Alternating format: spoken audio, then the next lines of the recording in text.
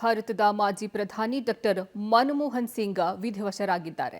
ಆರ್ಥಿಕ ತಜ್ಞ ಮನಮೋಹನ್ ಸಿಂಗ್ ಇನ್ನಿಲ್ಲ. ಮನಮೋಹನ್ ಸಿಂಗ್ ಅವರನ್ನ ಕೇವಲ ಭಾರತದ ನಾಯಕರು ಅಷ್ಟೇ ಅಲ್ಲ, ವಿದೇಶಿ ನಾಯಕರು ಸಹ ಹೊಗಳಿದ್ದಾರೆ.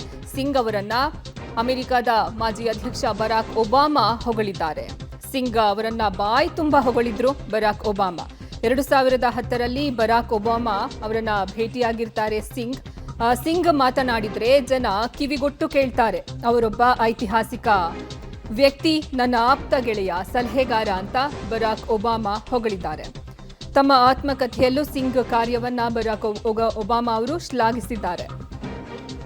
ಭಾರತದ ಆರ್ಥಿಕ ಪರಿವರ್ತನೆಯ ಪ್ರಧಾನ ವಾಸ್ತುಶಿಲ್ಪಿ ಅಂತ ಅವರು ಹೇಳಿದ್ದಾರೆ.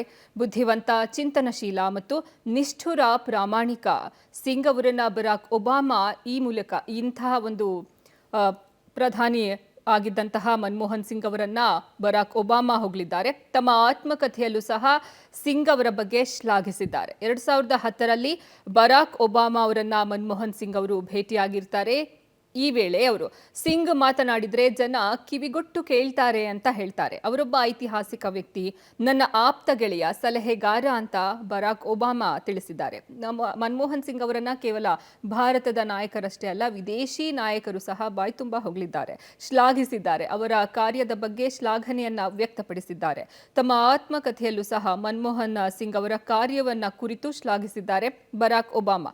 ಭಾರತದ ಆರ್ಥಿಕ ಪರಿವರ್ತನೆಯ ಪ್ರಧಾನ ವಾಸ್ತುಶಿಲ್ಪಿ ಮನಮೋಹನ್ ಸಿಂಗ್ ಅಂತ ಹೊಗಳಿದ್ದಾರೆ ಬರಾಕ್ ಒಬಾಮಾ. ಬುದ್ಧಿವಂತ, ಚಿಂತನಶೀಲ ಮತ್ತು ನಿಷ್ಠುರ ಪ್ರಾಮಾಣಿಕ ಅಂತ ತಮ್ಮ ಆತ್ಮಕಥೆಯಲ್ಲೂ ಸಹ ಬರಾಕ್ ಒಬಾಮಾ ಅವರು ತಿಳಿಸಿದ್ದಾರೆ.